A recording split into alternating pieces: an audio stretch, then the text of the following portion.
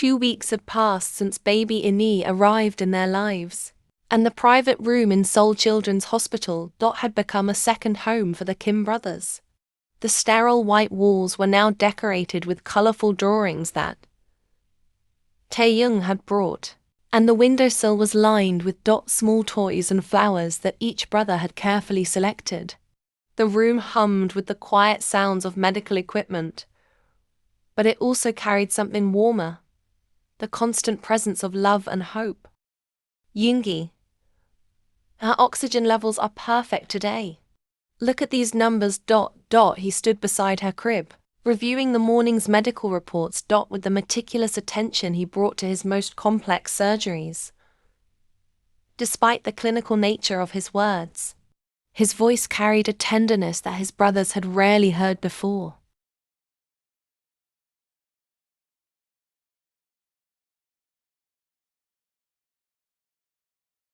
Jin. The pediatric team says her weight gain is exactly where it should be.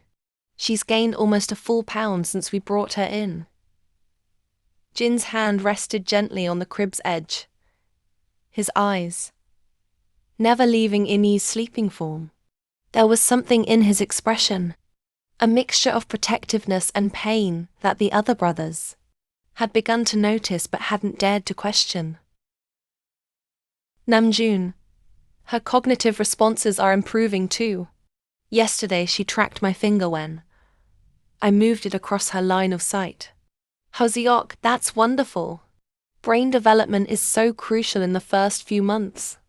Taeyoung. But she still doesn't smile. The words hung in the air like a heavy cloud. It was the one thing that worried them all. The missing piece in an otherwise positive recovery. Ini would eat, sleep, and even make soft cooing sounds. But that bright, innocent smile that should light up a baby's face remained absent. Jimin. The skin healing is remarkable though. Look how much better the insect bite marks are healing. In another week, you won't even be able to see where they were.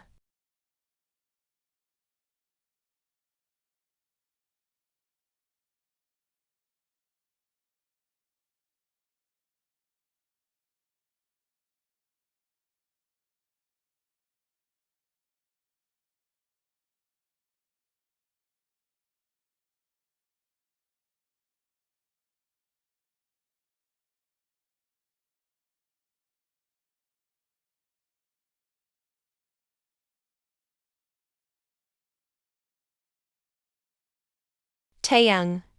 Good morning, little princess. How is our beautiful Ini today? His voice automatically shifted to the soft melodic tone he used exclusively with children. It was higher pitched than his normal speaking voice, filled with exaggerated warmth and playfulness. Taehyung. Did you sleep well? Did you have sweet dreams about your oppas? Ini's eyes opened at the sound of his voice, and she turned her head slightly toward him. It wasn't much, but it was more response than she gave to most people. Jimin. Oh, she likes Taeyoung Oppa's voice. Look how she's looking at him. Himin immediately joined in, his own voice taking on the same childish, sing-song quality. Jimin. Hi there. Sweet baby. It's your Himin Oppa. Are you ready for your morning checkup? The two younger brothers began their daily routine of gentle baby talk, their voices creating a symphony of nonsensical but loving sounds. They spoke in broken sentences, exaggerated expressions, and the kind of ridiculous baby language that would have made them laugh at anyone else. But with Ini, it felt natural and necessary. Taehyung. Who's the prettiest baby in the whole hospital? Who's our special little star? Himin. It's Ini. Our beautiful, perfect Ini. Hoseok. You two sound absolutely ridiculous. But he was smiling as he said it, and there was clear affection in his voice. All the brothers had noticed how Taeyoung and Himin seemed to have a special connection with the baby. how she responded to their childish chatter, more than anyone else's attempts at communication.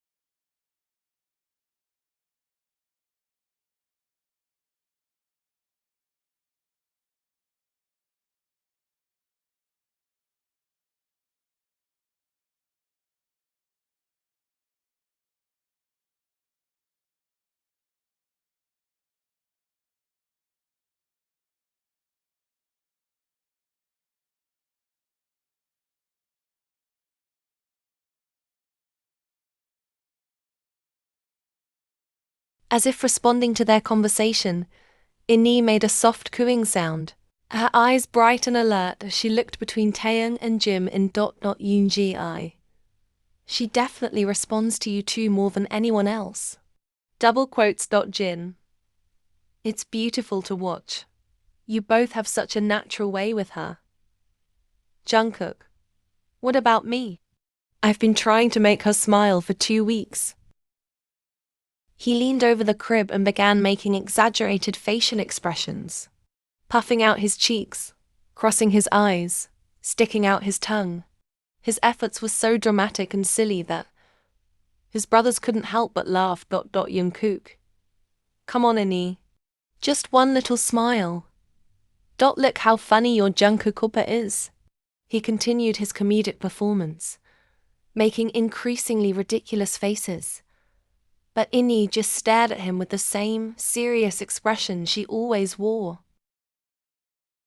Hoseok. Maybe she's just a tough critic. Jungkook. I've made kids laugh in the pediatric ward. Why won't she smile at me? Taeyang. Because you're trying too hard, Kook. Babies can sense desperation. Himin. Plus, she's been through things we can't imagine. Maybe smiling just doesn't feel safe for her yet. The room fell quiet at Himin's words. It was a sobering reminder that despite all their medical expertise and loving care, Ini's emotional healing would take time. Namjoon. Her physical recovery has been remarkable. All her lab results are normal, her vital signs are strong, and she's meeting all the developmental milestones we'd expect. Yoongi. But emotionally. Jin. She get there. Sometimes the heart takes longer to heal than the body. Again. There was that note in Jin's voice. That suggestion of personal understanding that his brothers couldn't quite place. Hose. Okay, we just have to be patient with her. Keep showing her that she's safe and loved. Jungkook. I'm going to keep trying to make her laugh. Eventually, she has to crack. Thyung. Just don't scare her with those faces. Jungkook. My faces are hilarious. Himin. If you say so. The gentle teasing continued as the brothers went about their morning routine. Each of them had developed their own way of interacting with Ini, their own special moments with her. Yoongi would read medical journals aloud to her, his deep voice creating a soothing rhythm that seemed to calm her. Namjoon shared stories about their work and their hopes for her future. Hoseok sang soft lullabies that he remembered from their childhood. Jin would simply hold her, his presence steady and reassuring. But it was Taeyang and Himin who seemed to break through her reserve the most. Their playful chatter drawing out small responses that gave everyone hope.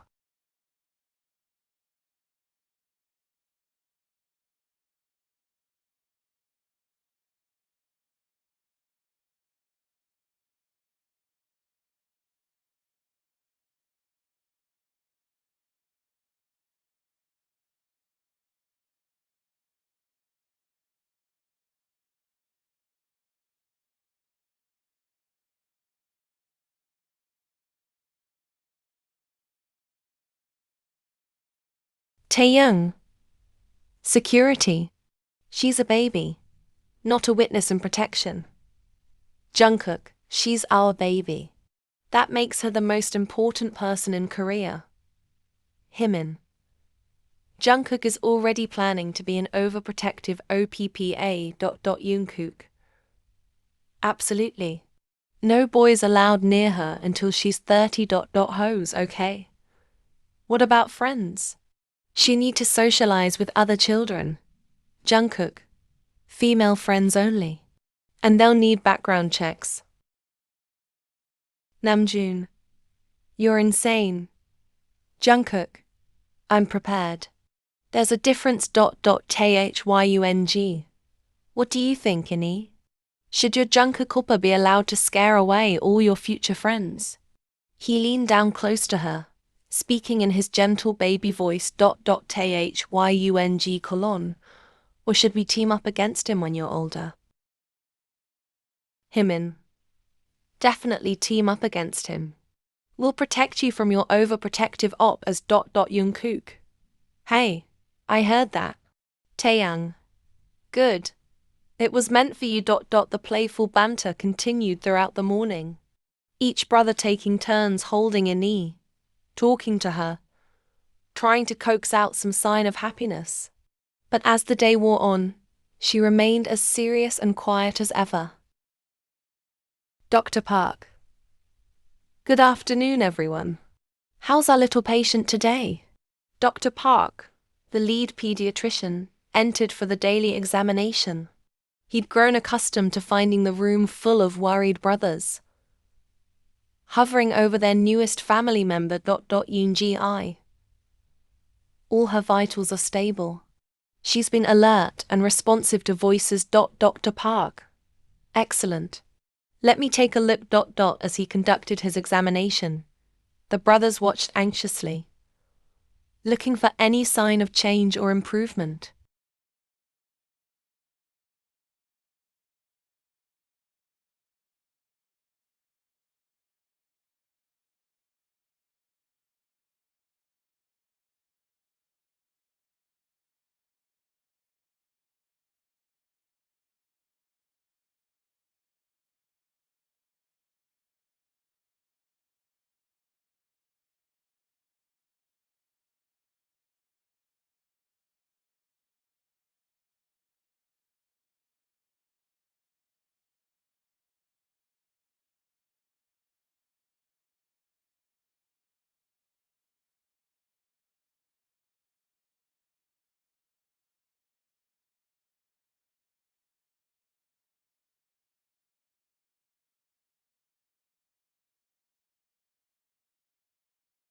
After the doctor left, the brothers settled into their afternoon routine. Some had surgeries to perform, others had classes to attend, but there was always someone with YNIE. Yoongi. I have a complex surgery this afternoon. It could run late. Jin. That's fine. I don't have anything scheduled after 3. Namjoon. I have a research meeting, but I can cancel if needed. Hose, okay. My surgery is routine. I should be done by evening. Taeyoung. Himin and I have our pediatric rotation until 6. Jungkook. I'll stay until you get back. Then I have my evening classes. Jin. Actually, why don't you all go handle your responsibilities? I'll stay with her tonight. I'd like some time alone with her. The others exchanged glances. They'd all noticed Jin's particular attachment to Innie, the way he seemed to understand her needs intuitively. The gentle way he held her as if she were made of the most delicate glass.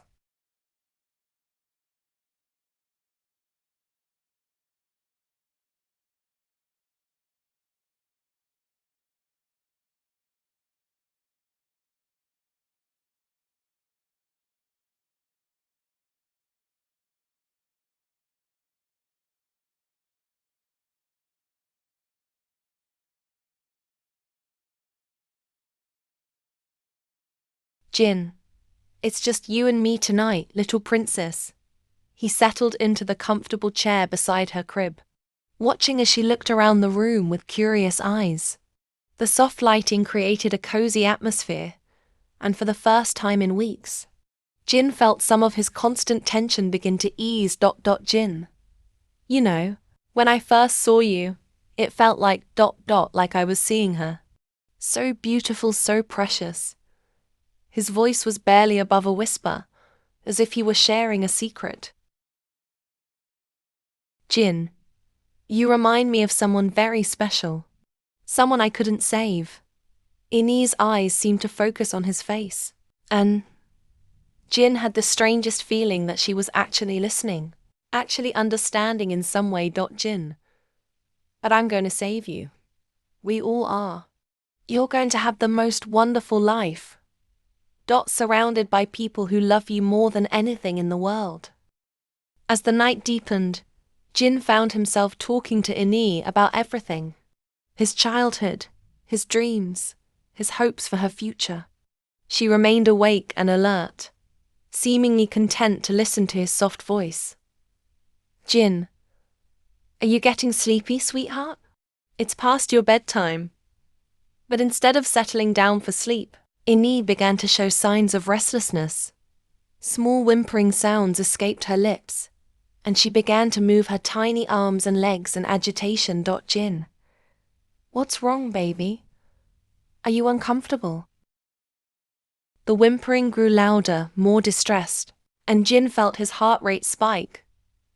He'd been around Ini for 2 weeks, but he'd never been alone with her when she became upset. Jin, it's okay. Everything's okay.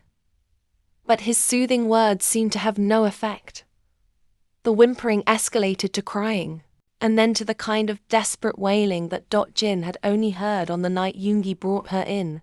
Jin, no. Please don't cry. Tell me what you need.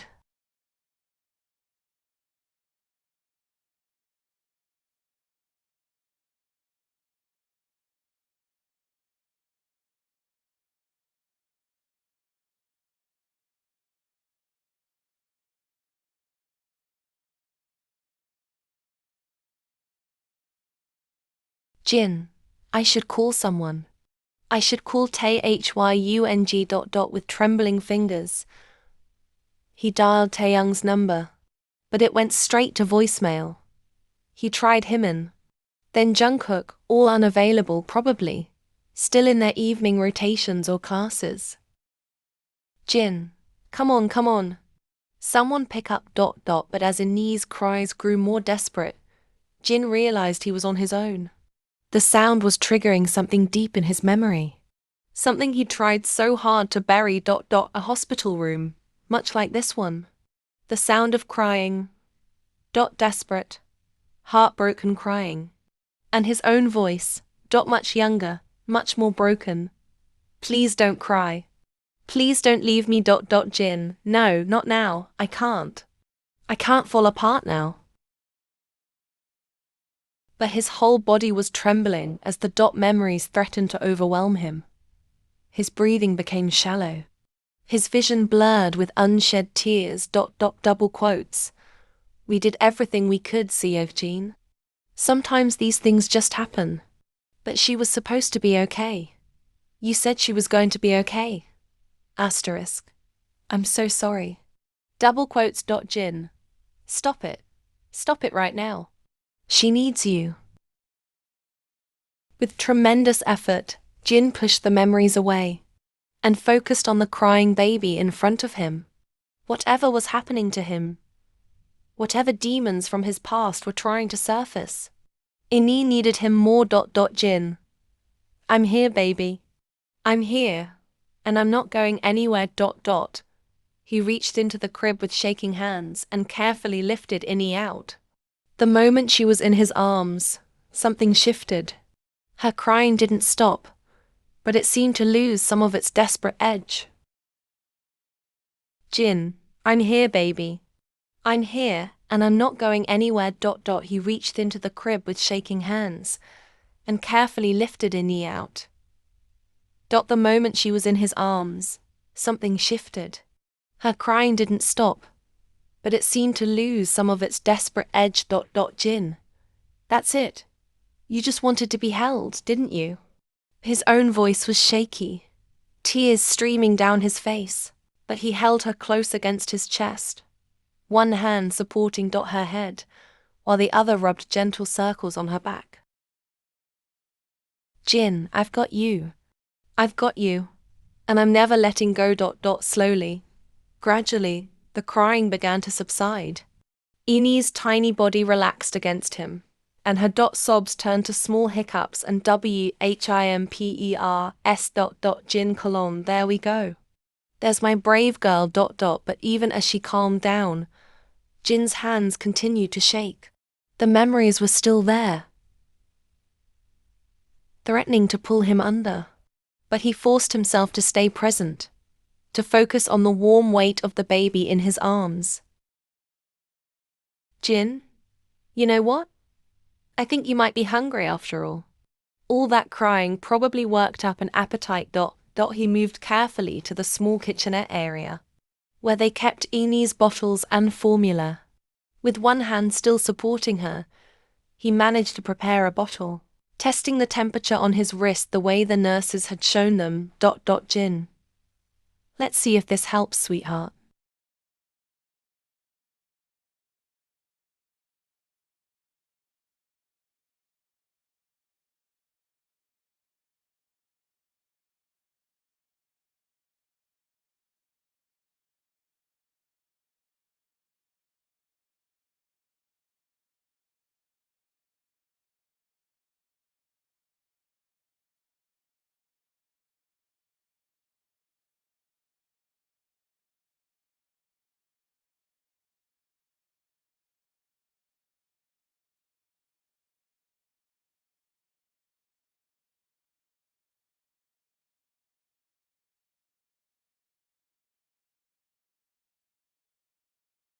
Jin, oh my god, did you just... But before he could even finish the thought, something even more incredible happened. Eni's smile widened and she made a sound that was pure joy. A soft, musical giggle that seemed to bubble up from her very soul. Jin. You're laughing. You're actually laughing.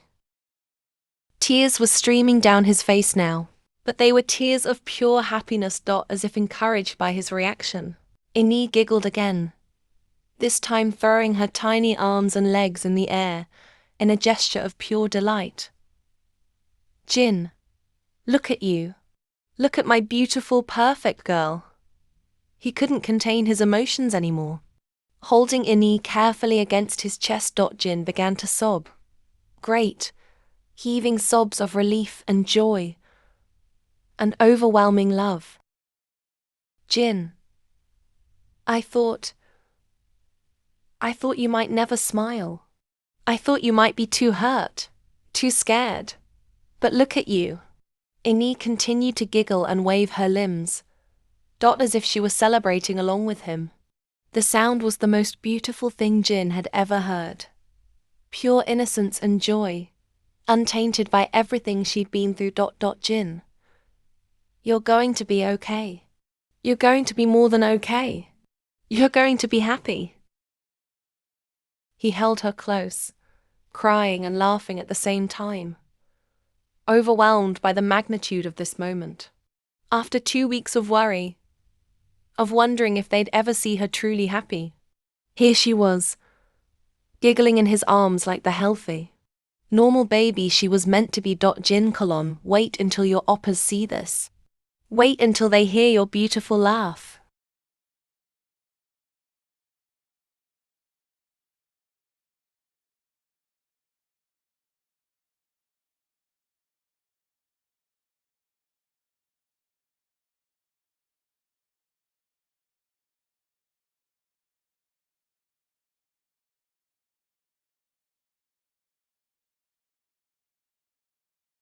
Jin, your Yoongi oppa is going to cry when he hears about this.